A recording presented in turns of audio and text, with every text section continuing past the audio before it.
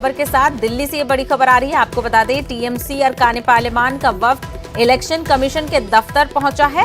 नंदीग्राम वाकये को लेकर बातचीत करेगा इलेक्शन कमीशन से टीएमसी का वफ्द। आपको बता दें, नंदीग्राम में हुए मुबैना हमले के मामले में टीएमसी का वफ्द इलेक्शन कमीशन से आज दिल्ली मिलने के लिए पहुंचा है और टीएमसी अरकान पार्लियामान का वफ्द इलेक्शन कमीशन के दफ्तर पहुंच चुका है। तो इस वक्त की बेहद अहम खबर हम आपको बता रहे हैं। लगातार नंदीग्राम में हुए वाकये को लेकर हम आपको हर ताजा अपडेट देते रहे हैं। आप तस्वीरों में देख सकते हैं, जो टीएमसी के अरकान पार्लियामान का वफ्द है वो इलेक्शन कमीशन पहुंच चुका है। इस वफ्द में आपको बता दें, टीएमसी पार्टी से डेरेक ओब्रायन, स्वागता रॉय, काकुली घोष, शताब्दी रॉय, प्रतिमा मंडल और शांतनु सेन शामिल हैं। नंदीग्राम में हुए वाकये पर ये वफ्द इलेक्शन कमीशन से बात करेगा। हालांकि कल कोलकाता में पोल पैनल से भी एक वफ्द ने टीएमसी के मुलाकात की थी, इस मामले में शिकायत दर्ज कराई थी और आज टीएमसी का वफ्द इलेक्शन कमीशन के दफ्तर दिल्ली पहुंच चुका है।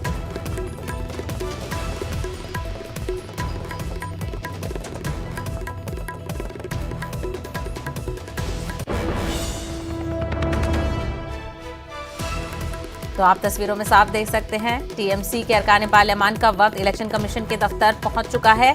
नंदीग्राम के वाकये को लेकर इलेक्शन कमीशन से बातचीत करेगा ये वफ्द। नंदीग्राम में हुए वाकये को लेकर जो भी टीएमसी की शिकायतें हैं वो इलेक्शन कमीशन को करेगा। से ज्यादा जब चुनाव होता है तो हाईएस्ट बॉडी होता है चुनाव आयोग, इन्हीं के हाथ में ऑल पावर्स है। तो हम इन्हीं के पास मांग रखा, हमारे लिए और कुछ इनसे ऊपर नहीं है। ये है अभी चुनाव के लिए सर्वशक्तिमान, इन्हीं को देखना पड़ेगा क्यों ममता बनर्जी के ऊपर हमला हुआ।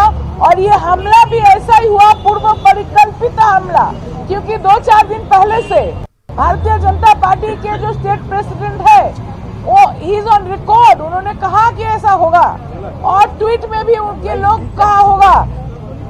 माननीय प्रधानमंत्री जी का भी जो मंतव्य था ब्रिगेड में कि स्कूटी जाके उन्होंने तय किया नंदीग्राम में गिरने का, तो हम क्या करें।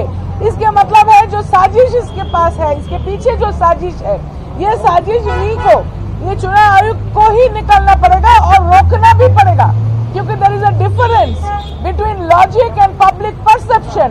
इन West Bengal the public perception is against the neutrality of the election commission, so we want them to act neutrally for the West Bengal Vidhan Sabha election 2021.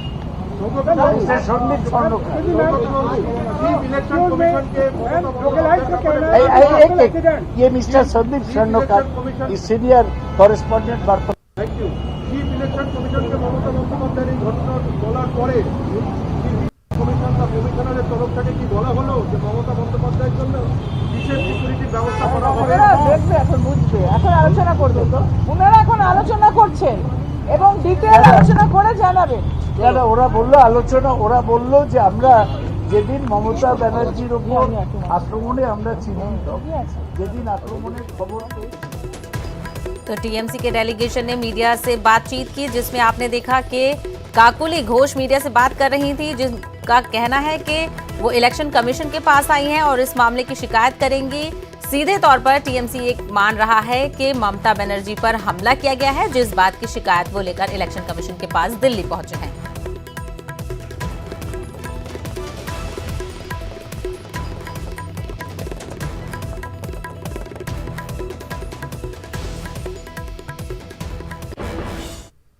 तो मगरबी बंगाल असेंबली इलेक्शन के हवाले से एक और बड़ी खबर आ रही है। आपको बता दें, टीएमसी 14 मार्च को जारी करेगी अपना इंतखाबी मंशूर। आपको बता दें, ममता बनर्जी इंतखाबी मंशूर 14 मार्च को, यानी कि आज से 2 दिन बाद जारी करेंगी। 11 मार्च को जारी होना था इंतखाबी मंशूर, लेकिन हाल में जो देखा आपने, जो हादसा हुआ ममता बनर्जी के साथ, ममता बनर्जी को चोट लगने की वजह से मंशूर जारी करने में ताखीर हो गई, लेकिन ज्यादा दिन का वक्त नहीं लिया। 14 मार्च को, यानी कि परसों, टीएमसी अपना मंशूर जारी करेगी। देखने वाली बात होगी कि मंशूर में क्या कुछ खास होता है बंगाल के लोगों के लिए, और ममता बनर्जी खुद इस मंशूर को जारी करेंगी। तो मगरी बंगाल असेंबली इलेक्शन के हवाले से ताज़ा अपडेट हम आपको दे रहे हैं। 14 मार्च को टीएमसी अपना इंतखाबी मंशूर जारी करेगी और ममता बनर्जी इस मंशूर को जारी करेंगी। हालांकि 11 मार्च को ये मंशूर जारी होना था, लेकिन इसमें ताखीर हुई और अब ममता बनर्जी इस मंशूर को 14 मार्च को जारी करेंगी। ममता बनर्जी को चोट लगने की वजह से मंशूर जारी करने में ताखीर हुई थी। आगे बढ़ेंगे। शुभेंदु अधिकारी ने पर्चा नामजदगी दाखिल किया है। जलसे से खिताब करते हुए उन्होंने कहा कि बीजेपी की जीत यकीनी है। बीजेपी की लहर चल रही है, ममता का कोई ड्रामा नहीं चलेगा। वाज़ेह रहे कि शुभेंदु अधिकारी और ममता बनर्जी नंदीग्राम सीट से लड़ रहे हैं। नंदीग्राम की सीट टीएमसी और बीजेपी के लिए काफी अहम है। नाक की टक्कर में किसकी जीत होगी, फैसला आवाम के सुपुर्द है। जनार्दन का आशीर्वाद का उम्मीद करता हूं। मेरा पूरा विश्वास है जनता इस बार भाजपा का साथ देगा और मोदी जी का दर्शन और बंगाल में असली परिवर्तन के लिए जनता इस बार भाजपा को ही लाएगा। कोई टॉप कंपटीशन की सवाल ही नहीं है। भाजपा ने 2019 में 18 पार्लियामेंट सीट जीता। इस बार भारी अंतर से अच्छा सीट लेकर एक मजबूत सरकार बनाएगी।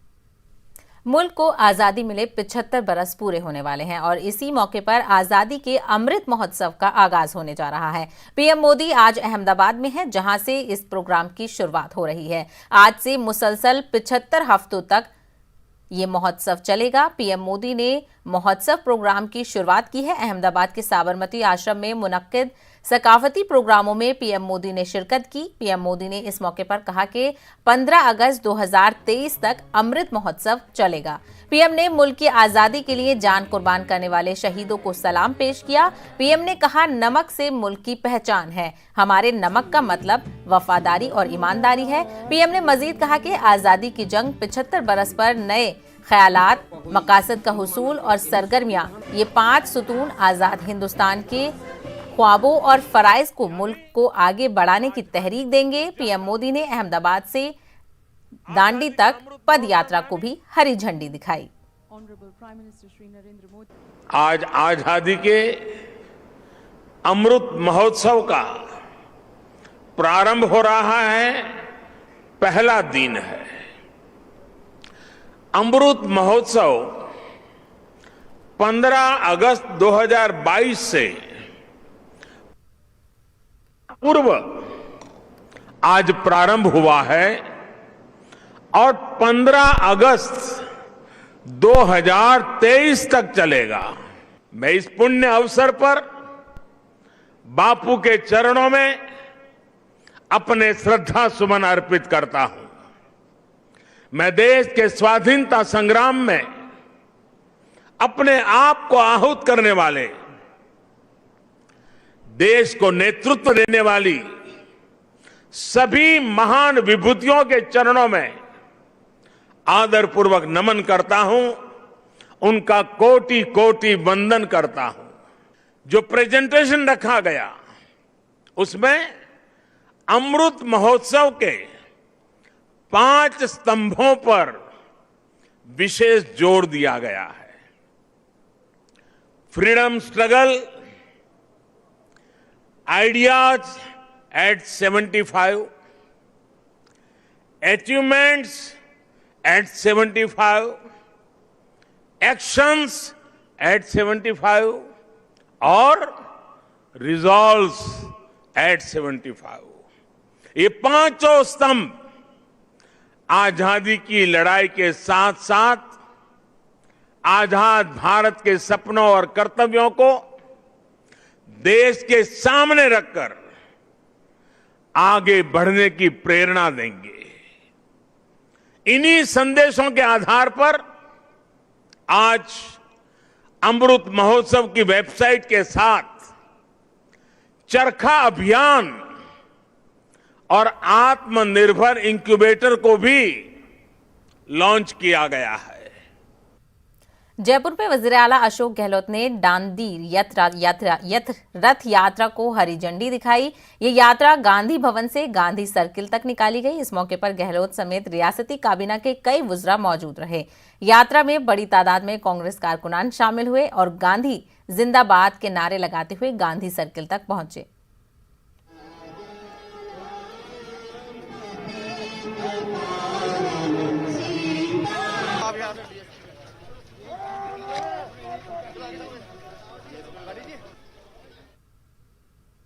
बंगलुरु तशद्दुद मामले में अब तक 200 से ज्यादा मुस्लिम नौजवानों की रिहाई अमल में आई है। सेक्युलर एडवोकेट्स फ्रंट ने कहा है कि कर्नाटक के अमीर शरीयत मौलाना सगीर अहमद रशादी की सरपरस्ती में जारी कोशिशों को एक बड़ी कामयाबी मिली है। फ्रंट के नुमाइंदों ने कहा है कि बंगलुरु और बिलारी की जेलों में कैद 456 मुलजिमीन में 218 अफराद जमानत पर रिहा हो चुके हैं। बाकी अफराद की रिहाई के लिए कोशिशें जारी हैं। वाज़ेह रहे कि बंगलुरु के डीजे हल्ली और केजे हल्ली में 11 अगस्त 2020 की रात अहानत रसूल सल्लल्लाहु अलैहि वसल्लम के खिलाफ हुए एहतजाज के बाद तशद्दुद फूट पड़ा था। पुलिस ने बड़े पैमाने पर कार्रवाई करते हुए तकरीबन 500 नौजवानों को गिरफ्तार किया था। जो डेटा हमको मिला है जेल से and from the prisons authority से, इसके मामले में 66 डीजे हली केसेस में रिहा हुआ है। 99 लोग केजे हली केसेस में, टोटल जो है 165 जो रिलीज हुए हैं। टोटल इनमेट्स जो अंडर ट्रायल्स है वहाँ पे 375 हैं बेंगलोर जेल में थे, उसमें 165 टोटल रिलीज हुए हैं। 210 का जो रिहाई बाकी है, उनके ऊपर मल्टीपल केसेस है। ये रिहाई के लिए जो है हम कोशिश कर रहे हैं और अब तक तो लगभग 18, आज का जो डेटा है 18 लोग हमने रिलीज करवाया है श्योरिटी देख के। और जो बाकी जो है बल्लारी से जो है उसमें जो है 16 रिहाई बाकी है।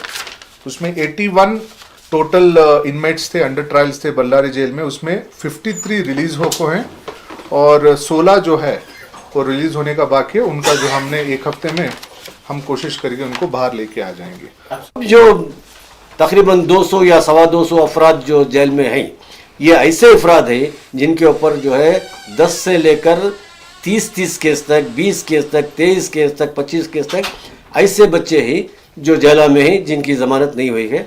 तो इन लोगों की रिहाई का बेड़ा जो है सेक्युलर एडवोकेट फोरम ने उठाया है।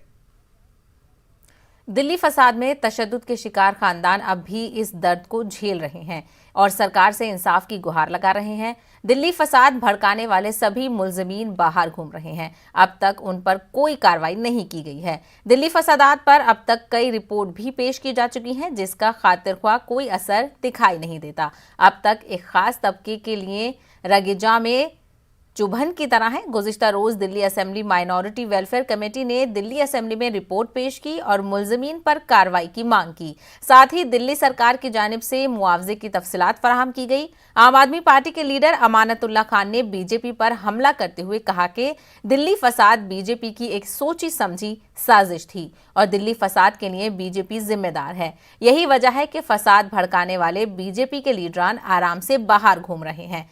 कमेटी के सदर अमानतुल्लाह खान ने कहा कि दिल्ली फसाद के दौरान 54 लोग मारे गए थे, जिनमें से 43 मुस्लिम थे।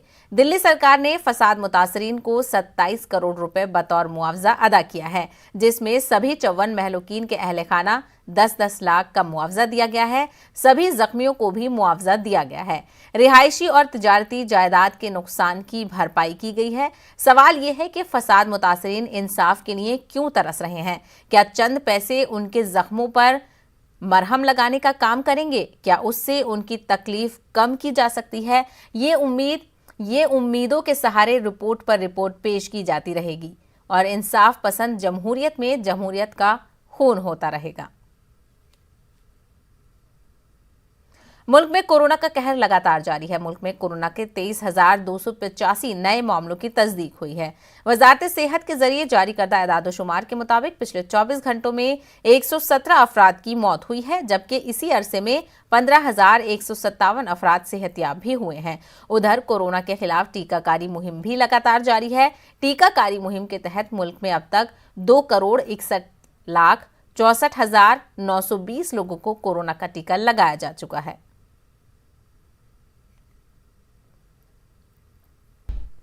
ब्रेक के बाद आपका खैर मकदम है।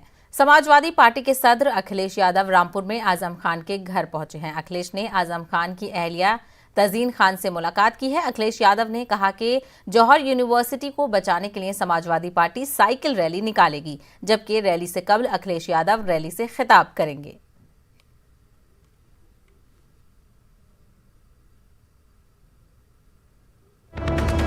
तो इस वक्त की बड़ी खबर आ रही है, आपको बता दें कांग्रेस सेंट्रल इलेक्शन कमेटी की मीटिंग आज।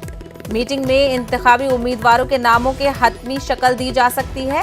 बंगाल, असम और केरल में उम्मीदवारों के नामों को हतमी शक्ल दी जा सकती है। तो आपको बता दें कांग्रेस सेंट्रल इलेक्शन कमीशन की मीटिंग आज। मीटिंग में इंतखाबी उम्मीदवारों के नामों को हतमी शक्ल दी जाएगी। बंगाल, असम और केरल में उम्मीदवारों के नामों को हतमी शक्ल दी जाएगी सेंट्रल इलेक्शन कमेटी की मीटिंग में। तो आपका बता दें आज कांग्रेस सेंट्रल इलेक्शन कमेटी की मीटिंग होने वाली है। मीटिंग में इंतखाबी उम्मीदवारों के नामों को हतमी शक्ल दी जाएगी।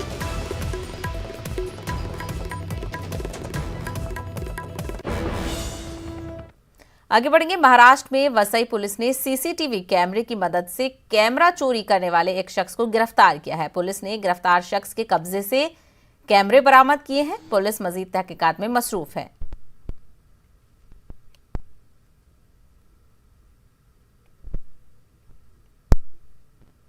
के तहकीकात में हम लोगों ने नारासोपारा स्टेशन के सीसीटीवी फुटेज चेक किए।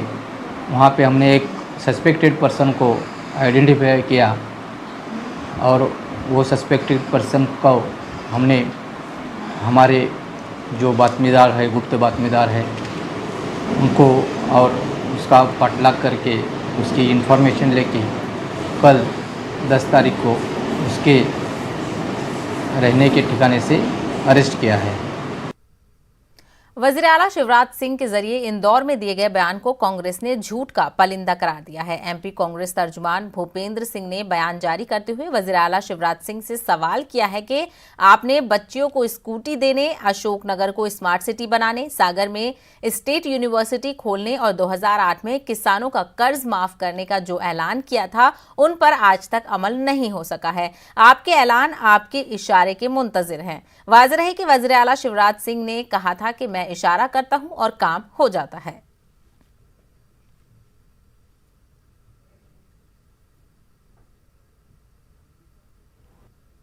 और मुख्यमंत्री ने कह दिया तो अफसरों ने सुन लिया।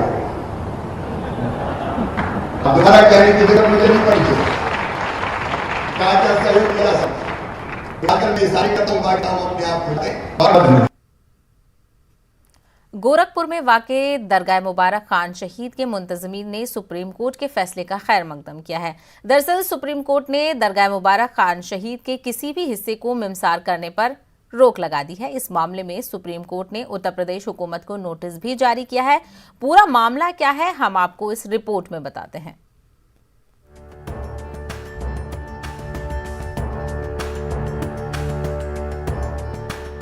गोरखपुर की दरगाह मुबारक खान शहीद उस वक्त सुर्खियों में आई जब गोरखपुर डेवलपमेंट अथॉरिटी का अमला दरगाह के कुछ हिस्से को मुनहदिम करने के लिए पहुंचा। मामला इलाहाबाद हाई कोर्ट पहुंचा। हाई कोर्ट ने दरगाह के एक हिस्से को मिसमार करने से मुताल्लिक स्टे की अर्जी को खारिज कर दिया। दरगाह के मुंतज़मीन ने फौरन सुप्रीम कोर्ट का दरवाजा खटखटाया और बिलाखिर सुप्रीम कोर्ट से राहत की खबर ये आई कि दरगाह की इमारत के कुछ हिस्से की इनेदामी कार्रवाई पर अदालत उज़्मा ने रोक लगा दी। दरगाह कमेटी की जानिब से अदालत के फैसले का खैर मकदम किया गया है। दरगाह की जमीन को जीडीए द्वारा अवैध बता करके तोड़ा गया। यहाँ की रेलिंग को, यहाँ की स्टेज को, यहाँ की दुकानों को अवैध बता करके तोड़ा गया। जबकि मेरे पास सन 1963 की दरगाह के फेवर में डिग्री है। मैं यहाँ के तमाम आला अधिकारियों को ये डिग्री दिखाता रह गया, लेकिन किसी ने भी मेरी नहीं सुनी। इसके बाद मजबूरन मुझे हाई कोर्ट जाना पड़ा, जहाँ से हाई कोर्ट ने मुझे स्टे दिया। उसके बाद उसमें तारीख लगती है, उस तारीख में हमारा स्टे खारिज हो जाता है, ना कि हमारी सन 63 की डिग्री खारिज होती है। उसके बाद मुझको सुप्रीम कोर्ट जाना पड़ा, जहां से सुप्रीम कोर्ट से स्टे हुआ है। मैं तमाम अदालत सुप्रीम कोर्ट का भी मैं शुक्रगुजार हूँ। दरगाह के लिए कानूनी लड़ाई लड़ने वाले वकील का कहना है कि जीडीए के अफसरों ने दरगाह की इमारत के कुछ हिस्से को मुनहदिम करने के लिए सिर्फ 2 दिन का वक्त दिया था और वो वजिद थे कि निज़ामी कार्रवाई होकर रहेगी क्योंकि उन्हें ये हुक्म दिया गया है।